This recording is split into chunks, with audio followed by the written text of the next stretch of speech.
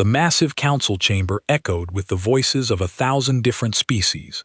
Representatives from every corner of the galaxy filled the towering circular hall, their conversations blending into a constant hum of diplomacy, politics, and hidden ambition. Holographic star maps floated above the chamber, illuminating rows of delegates seated beneath the flags of civilizations that had existed for millennia. In a small, nearly forgotten section near the back, sat the human delegation. Ambassador Min remained silent, watching as the Vorthon delegates fiercely debated trade routes with the Celestial Alliance. As always, no one acknowledged the human representatives. No one ever did. The motion to expand mining rights in Sector 7 is now before the Council, announced the speaker, a towering figure with sapphire blue skin and 4 graceful arms. His voice echoed through the chamber with practiced authority. All those in favor of the Vorin proposal. Hundreds of voting lights flashed green in perfect unison. Ambassador Min calmly pressed the red button before him. Against. Only 3 other species joined the human vote. The outcome had never been in doubt. The motion passes, the speaker declared without emotion. He barely glanced toward the human section before adding, "Are there any objections?" Min slowly rose to his feet. The quiet confidence in his movement drew a few curious glances. Then he spoke. "I object." His voice cut through the chamber like a blade, silencing every conversation. Sector 7 borders human territory. He paused, his eyes sweeping across the council. "You never requested our permission." For a heartbeat, silence. Then the chamber erupted with laughter.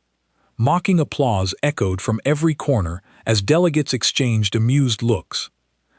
War Commander Thulon, a massive Vorthon whose body was covered in dark emerald scales instead of skin, turned slowly toward the human ambassador. A cruel smile spread across his reptilian face. "Permission?" he repeated with a laugh. "From humans?" Another wave of laughter rolled through the chamber. Thulon leaned forward, his golden eyes narrowing with open contempt. "Your species controls barely 12 star systems." His smile widened. "And you dare speak as though you command an empire." 12. We control thousands. Why would we need permission from primates? Heat rose in young men's face, but he kept his voice steady. "Because those are the rules. The Galactic Accords say." "The Accords were written by real civilizations," interrupted diplomat Valara from the Celestial Dominion. Her silver form shimmered as she spoke. "Species that actually matter in galactic affairs. Not newcomers who barely discovered fire when we were building starships." More laughter. Kungman sat down, his hands shaking with anger. This happened every time, every single meeting. They treated humans like children playing with adult toys. After the session ended, Kyong Min walked through the station's corridors. Other delegates passed him without acknowledgement. Some pointed and whispered. He heard the words they used. Primitives, upstarts, barely evolved apes. His communication device buzzed. A message from Earth from President Park. "How did the vote go?" Young men typed back, "Same as always. They don't listen. They don't care. We're nothing to them. Maybe it's time to change that," came the reply. 3 days later, something strange happened. Human ships began pulling back from the outer systems. Trade vessels that had been traveling regular routes suddenly changed course heading home. The few human colonies on the edge of their space started evacuation procedures. Captain Hajun of the merchant ship Soul's Pride was one of the last to leave. His cargo hold was empty, unusual for a trade run. Instead of goods, he carried passengers, human civilians, scientists, military officers, all heading home. At the neutral trading post called Market Station, alien merchants noticed the change first. "Where are all the humans?" asked Trader Q, a squid-like being who bought human art. "They usually come here every week." Station Master Kor, a Voran officer, checked his logs. "Last human ship left 2 days ago. Soul's Pride registered to one Captain Hajun. Strange thing though, he left a message for the station broadcast." "What kind of message?" Kor pulled up the recording. Hajun's face appeared on the screen, looking tired but determined. This is Captain Hajun of Soul's Pride, speaking for the human merchant fleet. We're going home now, all of us. We won't be coming back to your stations or your markets." The recording continued. "I have a message for the Galactic Council, for the Vorthans, for the Celestials, for everyone who thinks they know what humans are." Haijun paused, looking directly into the camera. "We're going home to prepare. Tell the galaxy to stay away from human space." For their own sake, the message ended there. Kor and Kuex looked at each other in confusion. Back at the Galactic Council, the news spread quickly. Human space had gone completely dark. No ships coming out, no messages going in. The communication networks that connected human worlds to the galaxy had been shut down from the inside. War Commander Thexalon laughed when he heard. "Finally, the primates have admitted they don't belong here. Good riddance," but some council members felt uneasy. The ethereal collective, ancient beings of pure energy, sent a rare message. The human silence is not defeat. Something grows in the quiet. Most ignored the warning. Species across the galaxy celebrated. "No more human complaints about mining rights," said one delegate. "No more primitive questions about our decisions," said another. Ambassador Min was the last human to leave council space. Before boarding his ship, he sent one final transmission to the Galactic Assembly. The message was short, but somehow felt heavy with meaning. "Fellow delegates," his voice echoed through the empty human section of the chamber. "For 3 years, we tried to be part of your galaxy. We followed your rules. We accepted your insults. We begged for scraps of respect." The chamber fell silent. Even the Vorthons stopped their usual chatter. "We offered you partnership. You offered us servitude. We asked for equality. You gave us mockery. We tried to play by your rules." Kyungmin's voice grew stronger. "Now we play by ours." The transmission cut off. Within hours, reports came in from across the galaxy. Every human everywhere was packing up and leaving. Scientists abandoned research stations. Diplomats closed their offices. Even human tourists canceled their trips and went home. "What are they planning?" asked diplomat Valara for the first time, sounding worried instead of superior. "Nothing," replied War Commander Thexulan. "They're just running away like the cowards they are. Let them hide in their little corner of space. The galaxy is better off without them." But deep in space, on the edges of human territory, strange things began happening. Energy readings spiked in patterns no one recognized. Space itself seemed to shimmer around human worlds. Ships passing near the borders reported instrument malfunctions and disturbing dreams. The humans had indeed gone home. What they were preparing for, nobody knew. The galaxy assumed it was surrender. They were wrong. In the depths of human space, in laboratories and research stations hidden from alien eyes, work continued day and night. Dr. Sujin stood before a massive screen showing energy patterns that pulsed like a heartbeat. "The field generators are working perfectly," she reported to her team. "The barrier is almost complete, and the other projects asked Director Jin Woo ahead of schedule. The galaxy wanted to know what humans really are." Sujin smiled, but it wasn't a happy expression. "Soon they'll find out."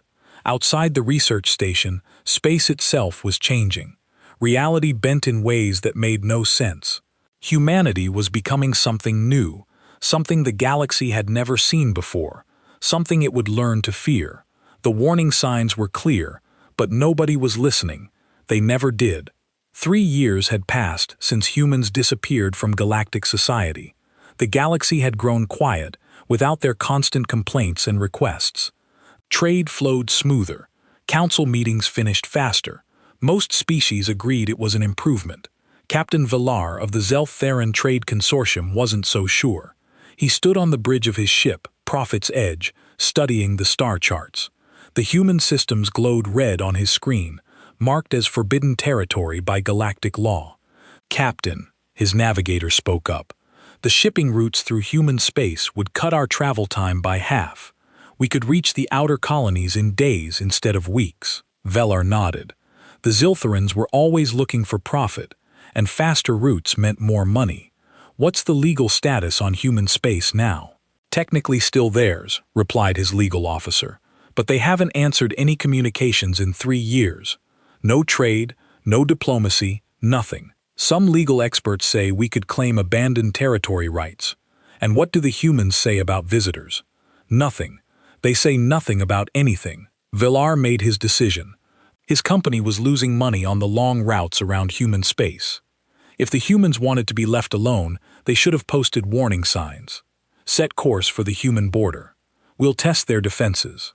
The Prophet's Edge was a typical Zeltheran vessel, fast, lightly armed, and built for making money rather than war. Its cargo holds were empty, ready to be filled with whatever valuable things they might find in abandoned human space. As they approached the border, something strange appeared on their sensors. "Captain," the sensor officer called out, "I'm reading some kind of barrier around the entire human territory." "What kind of barrier?" "Unknown. It's not solid, but it's definitely there. Energy readings are weird." Veller studied the readings. They made no sense. The energy signatures didn't match any known technology. "Can we pass through it?" "Only one way to find out." The ship moved closer to the barrier. At first, nothing happened. Then their instruments started acting strangely. The navigation system showed them in 3 different places at once. The communication array began picking up signals from empty space. The lights flickered in patterns that hurt to look at. "Captain," the engineer reported, his voice shaking, "our power systems are failing, not breaking down, changing. The energy is being converted into something else." "What kind of something else?" "I don't know. Something that shouldn't exist." Villar felt fear creeping up his spine. The Zeltherians were known for being brave when it came to business risks, but this was different. This felt dangerous in ways he couldn't understand. "Pull back," he ordered. "Take us away from the barrier." As they retreated, their system slowly returned to normal. The strange readings faded. The light stopped flickering, but the crew remained shaken. They had seen something that defied everything they knew about how space and energy worked. "Captain," his communications officer suddenly spoke up, "I'm receiving a transmission." "From where?" "I'm not sure. It's coming from everywhere and nowhere." A voice filled the bridge. It was human, female, speaking in perfect Zeltherian. "This is Dr. Sujin of the Human Defense Force. You have approached our borders without permission." Valar found his voice. "This is Captain Valar of the Zeltherian Trade Consortium. We were just exploring trade routes. Your ship's systems have been analyzed. We know your intentions. You seek profit from what you believe to be abandoned territory." The voice was calm, but carried an edge of warning. "You are mistaken on both counts." "Look," Beltar said, trying to sound reasonable, "we haven't heard from humans in 3 years. The galaxy assumed you had withdrawn from civilization." "Withdrawn?" There was something like amusement in the voice. "Captain, we haven't withdrawn. We've advanced. The question is whether the galaxy is ready to accept what we've become." "What have you become?" Silence filled the bridge for a long moment. Then Dr. Sujin spoke again. "Something your species couldn't comprehend with your current understanding of reality. Your ship encountered a simple border defense, a basic deterrent. What lies beyond would be far more challenging for visitors." Vilar's sensor officer suddenly cried out in alarm. "Captain, I'm reading massive energy signatures throughout human space. Hundreds of them. Thousands. Like nothing I've ever seen.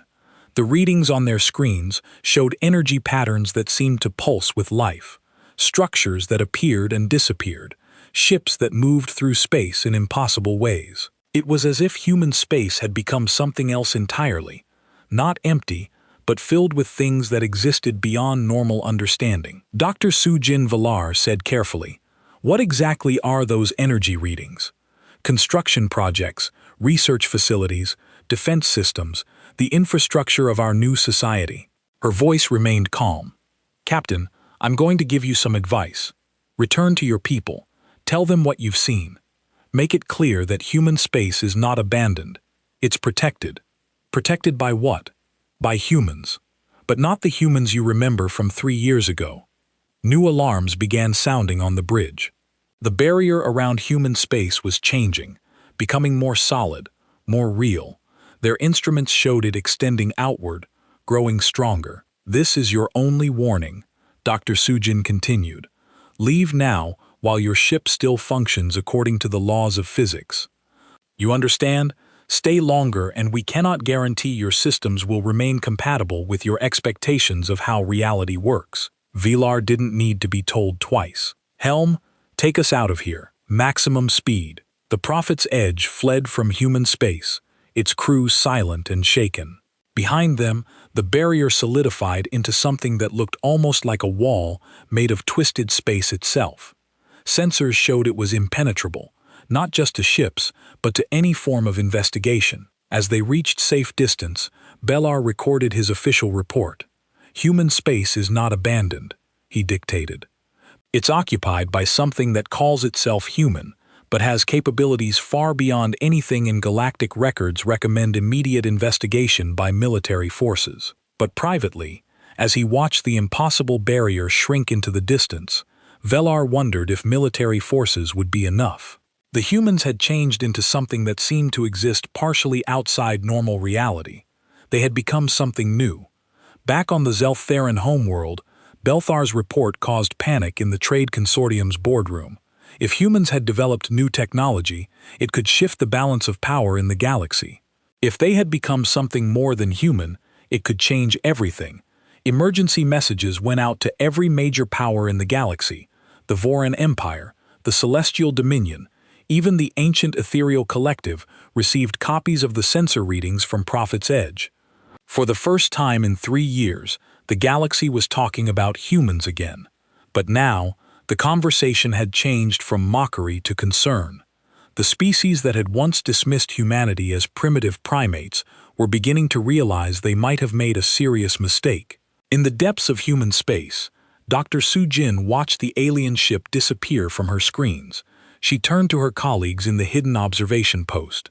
"They'll be back," she said quietly, "and they won't come alone next time." "Are we ready for that?" asked her assistant. Su-Jin smiled. It was not a human smile anymore. "We've been ready for 3 years. The question is whether they're ready for us."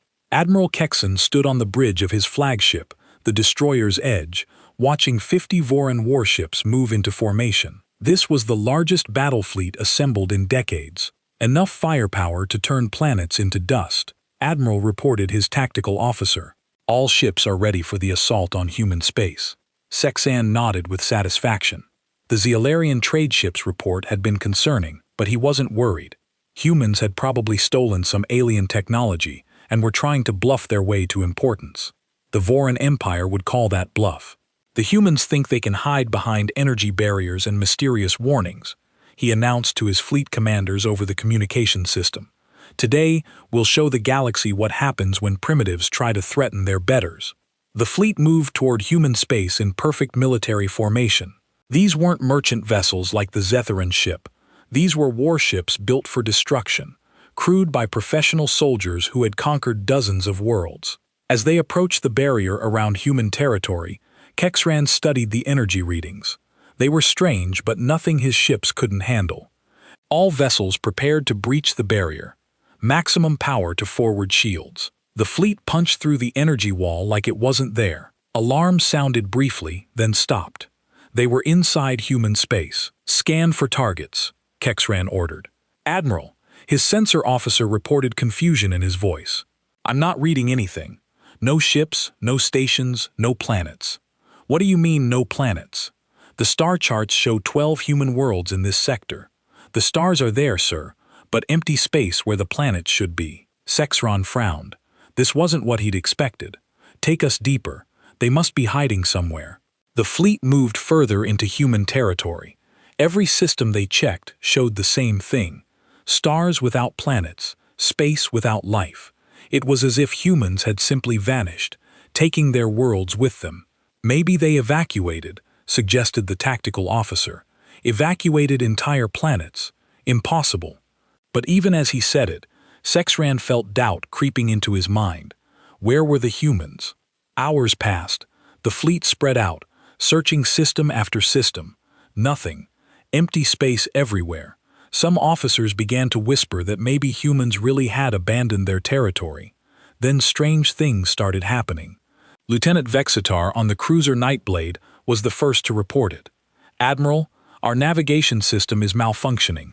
It shows us in 3 different locations at once. Recalibrate your instruments. We tried, sir. It's not an instrument error. We are somehow actually in multiple places. More reports flooded in. The battleship Iron Fist found its weapon systems targeting empty space on their own. The destroyer Quickstrike reported that its crew was experiencing shared nightmares, vivid dreams of being lost in endless corridors that existed inside their own ship. Admiral called his communications officer. I'm losing contact with the outer ships. Not radio failure, they're just not there anymore. Kexran looked at his tactical display. Red dots representing his ships were disappearing one by one. Not destroyed, simply gone. 50 ships had become 45, then 38, then 29. All remaining ships close formation. Report your status. Responses came back, but they made no sense. Ships reported being in different locations than what the sensors showed. Crews described corridors in their own vessels that didn't match the ship's blueprints. Some ships reported being attacked, but by enemies that didn't appear on any scanners. On the engineering deck of Kexaron's flagship, Chief Engineer Tejo monitored the situation from humanity's true stronghold. A massive construct hidden in folded space that the Voran sensors couldn't detect. He watched alien ships stumble through the carefully constructed maze of twisted reality. They're adapting faster than expected, he reported to Fleet Admiral Borum. Some of their ships are starting to compensate for the spatial distortions. Borum studied the tactical displays, showing the Vorthon fleet's confusion. The humans had spent 3 years learning to manipulate space itself.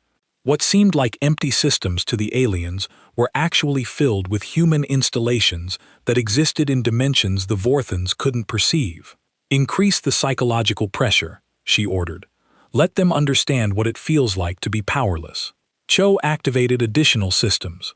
Throughout the Voran fleet, reality became even less stable. Ship corridors rearranged themselves when nobody was looking.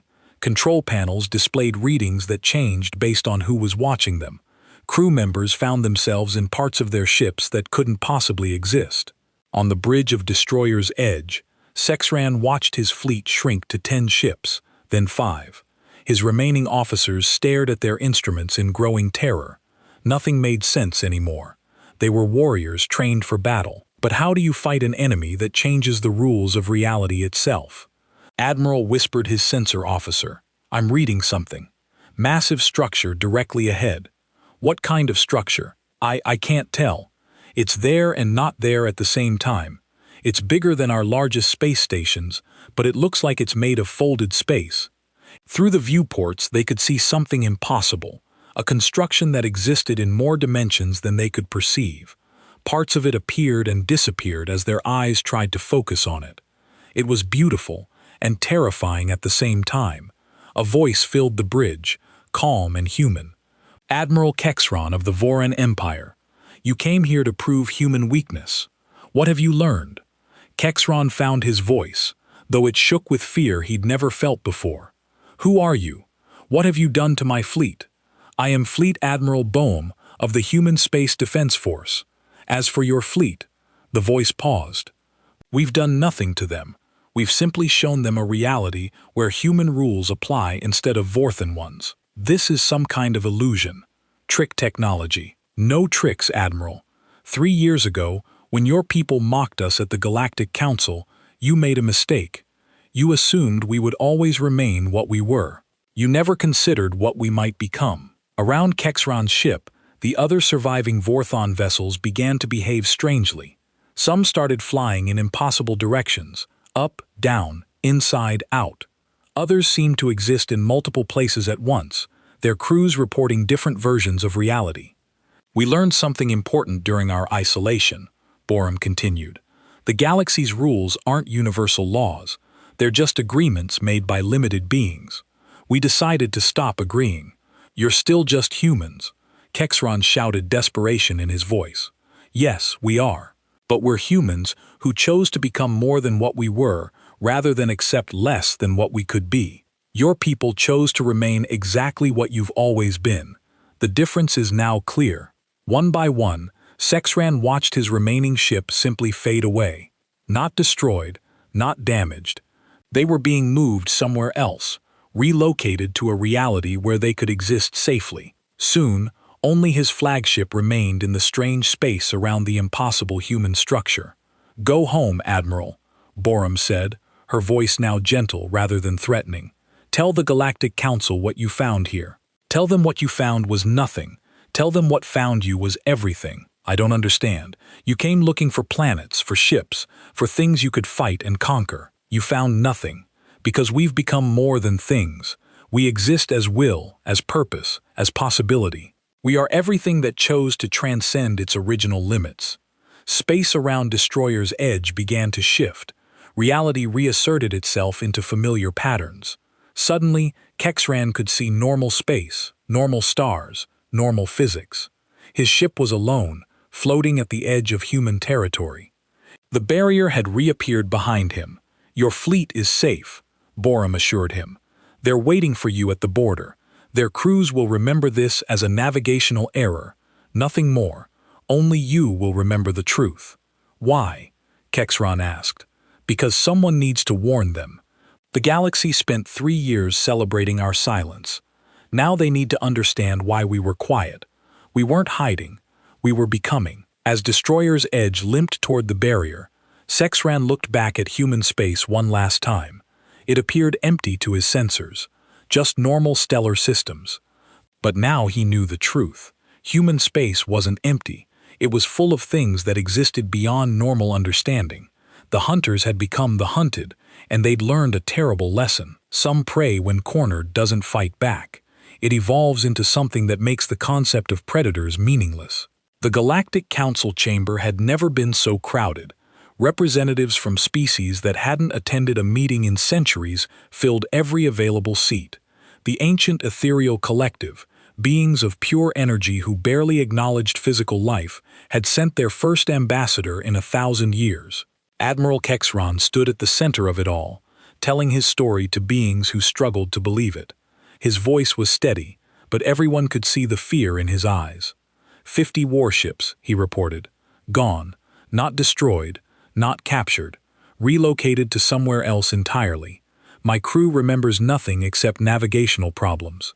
Only I witnessed what really happened. War Commander Thexulan, Kexran's superior, slammed his scaled fist on the table. Impossible. Humans are barely more advanced than cave dwellers. They don't have the technology for what you're describing. With respect, Commander, Kexran replied. I don't think it was technology. At least not as we understand it. Murmurs rippled through the chamber. Diplomat Valara of the Celestial Dominion leaned forward. Explain what you mean. They've changed. The humans we knew 3 years ago, they don't exist anymore. They've become something else, something that can manipulate reality itself. The ethereal representative, a being of shifting light called Luminar, spoke with a voice like distant stars. The energy patterns Admiral Kexran describes match theoretical frameworks for dimensional transcendence. If accurate, humans have achieved something most species believe impossible, more uncomfortable murmuring filled the chamber. Species that had ruled the galaxy for millennia were hearing that the primitive humans had somehow leapfrogged past them all. Meanwhile, deep in human space, Dr. So Young reviewed intelligence reports in her laboratory that existed partially outside normal spacetime. The walls showed data streams from across the galaxy, alien communications, military buildups, scientific discussions about humanity's transformation. They're mobilizing, she reported to Director Jin Wu, who stood beside her, studying holographic displays of alien fleet movements. Every major power is moving ships toward our borders. Jin Wu nodded grimly. The Vorhan Empire is assembling their full battle fleet. The Celestial Dominion has activated ancient war machines they haven't used in centuries. Even species we've never heard of are sending forces. Are they planning to attack? Worse, they're planning to contain us. Look at this. Jin Wu gestured to a strategic display showing the galaxy. Red markers indicated alien fleets taking positions around human space. They're building a blockade, complete isolation, so Young felt a chill that had nothing to do with the temperature. They're not trying to invade us. They're trying to make sure we can never leave our space again. Exactly. They've decided we're too dangerous to exist alongside them. The intelligence reports painted a clear picture.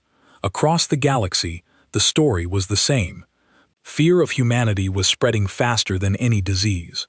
Species that had never cooperated were working together for the first time, united by terror of what humans had become. Captain Minho, humanity's best stealth reconnaissance pilot, had been watching the alien buildups firsthand. His ship, the Invisible Star, could move through space undetected by using the same reality manipulation technology that protected human territory. He materialized in the command center, his form shifting from near transparency to solid matter. The reports are accurate, he confirmed. They're not preparing for negotiation. This is preparation for extermination. Jin Wu studied Minho's reconnaissance data.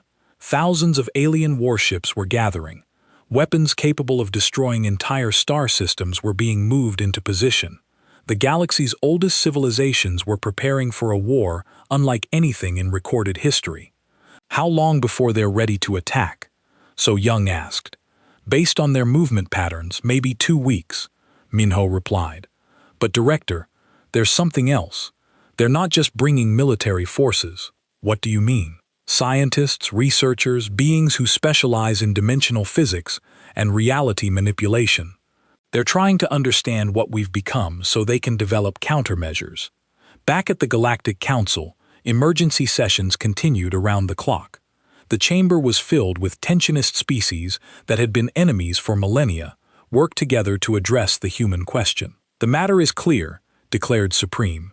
Commander Nexvar of the United Coalition Forces, a temporary alliance created specifically to deal with humanity. These creatures, calling themselves human, represent an existential threat to galactic civilization. But they haven't attacked anyone, pointed out Ambassador Keelar from the Peaceful Worlds Alliance. Admiral Kexeron's fleet was returned unharmed. That makes them more dangerous, not less, replied Nexvar. They have power we can't comprehend, and the restraint not to use it destructively. That suggests intelligence and planning. They're not mindless monsters. They're calculating entities with unknown goals. The ethereal representatives light-pulsed thoughtfully. Perhaps dialogue would be more appropriate than military action. If humans have truly transcended dimensional limitations, they may have perspectives we could learn from. Learn from them. Thexelon's voice was full of disgust. 3 years ago they were begging us for scraps of respect. Now you want to treat them as teachers. 3 years ago they were different beings. Luminar replied calmly. Evolution does not stop simply because we find it inconvenient. The debate raged for hours. Some species wanted immediate military action. Others pushed for careful study. A few suggested attempting communication, but the underlying fear was the same across all factions. Humans had become something unpredictable and potentially unlimited in human space. The transformation continued. Dr. Yong-Su made breakthrough after breakthrough in converting physical matter into pure will. General Hyagin's experiments with multidimensional warfare showed that human forces could now exist in several realities simultaneously.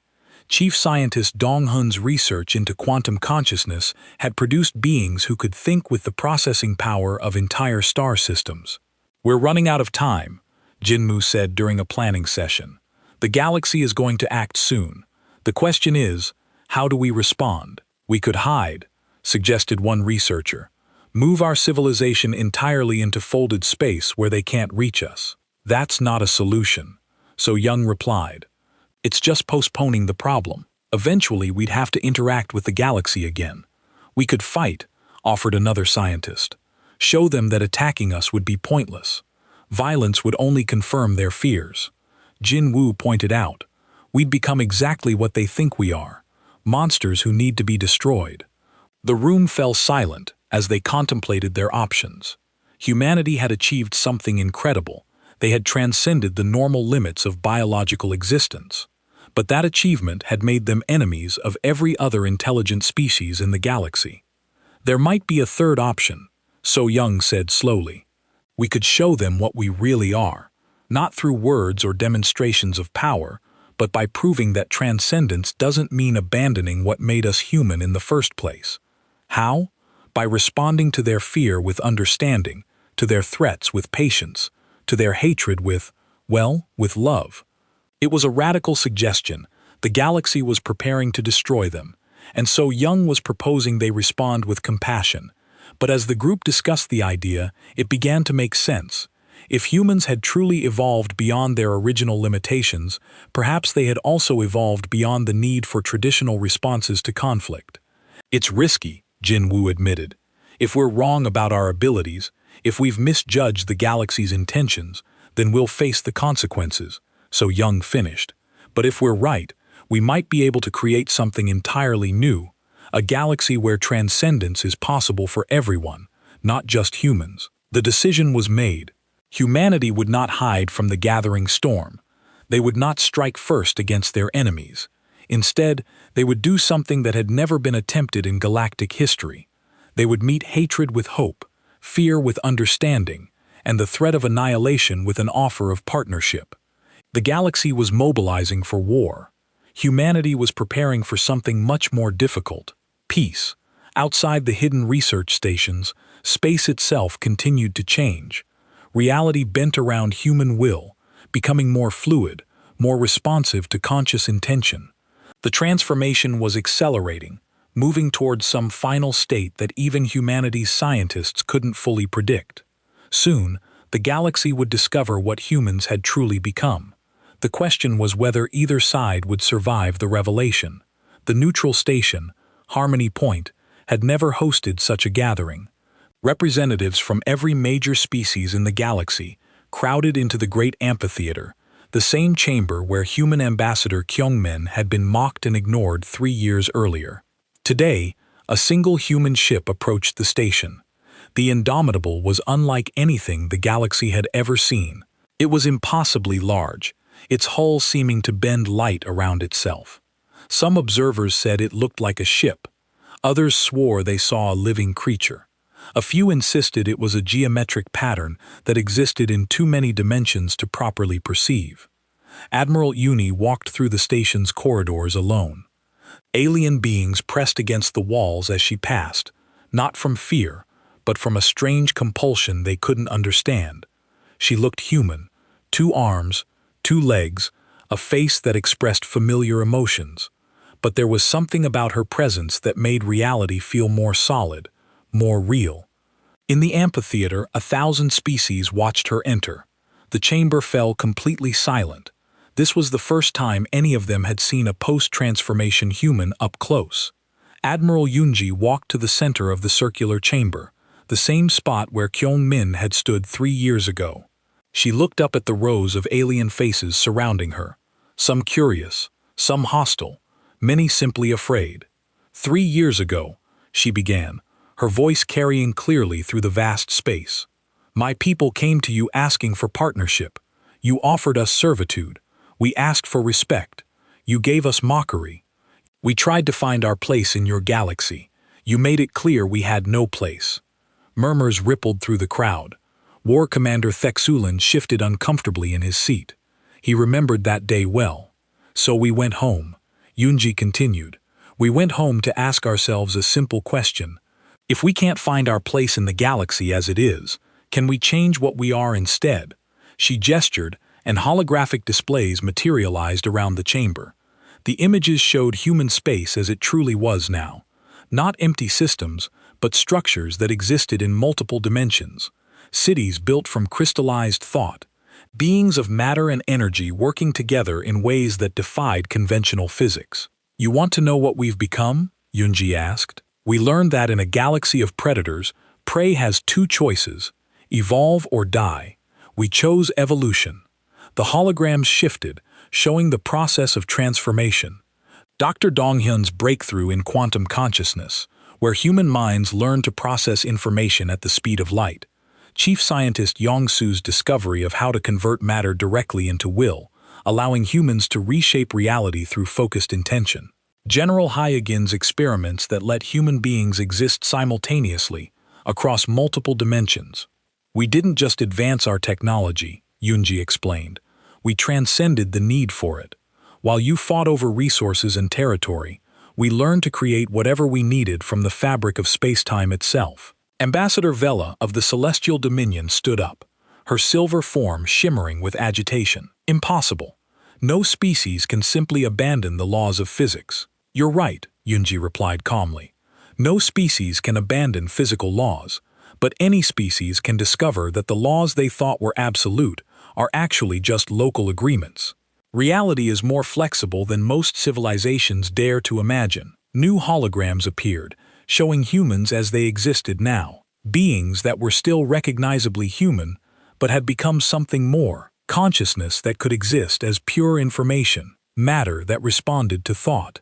Individuals who could share awareness across vast distances while maintaining their unique identities. The ethereal representative luminar pulsed with what might have been excitement. You've achieved dimensional transcendence while maintaining individual consciousness. Theoretical physicists have debated whether such a thing was possible for millions of years. It's possible, Yunji confirmed, but it requires accepting that consciousness and matter aren't separate things. They're different expressions of the same underlying reality. Once you understand that, changing from one to the other becomes a matter of choice rather than limitation. Supreme Commander Nexavar of the Coalition forces stood up angrily. Pretty words, but what are your intentions? You have power beyond anything we've seen. How do we know you won't use it to conquer us? Because conquest requires wanting something that belongs to someone else, Yunji replied.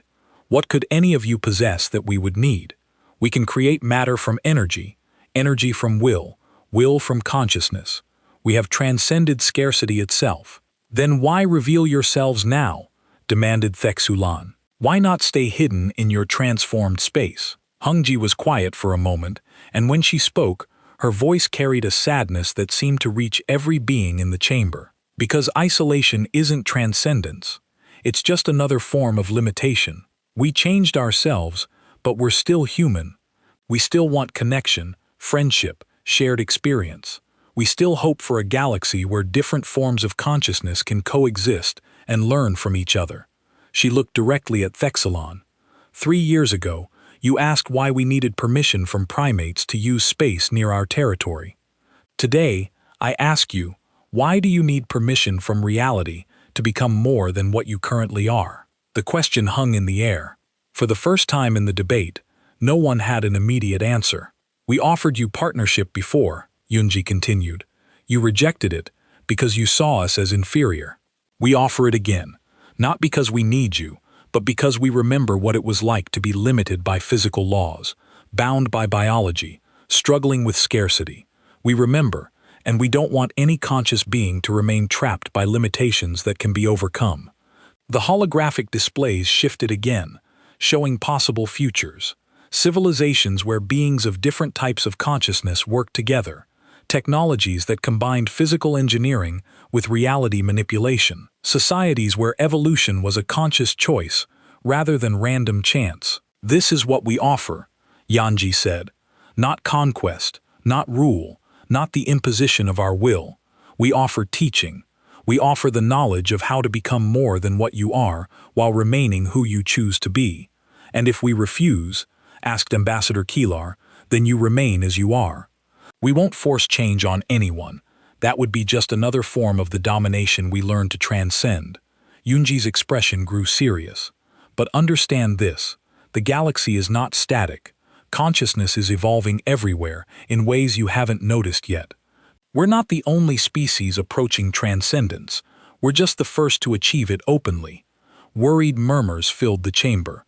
The idea that other species might be undergoing similar transformations was more terrifying to many delegates than humanity's own evolution. The choice is simple, Yunji concluded. You can work with us to guide this evolution consciously, ensuring it benefits all conscious beings.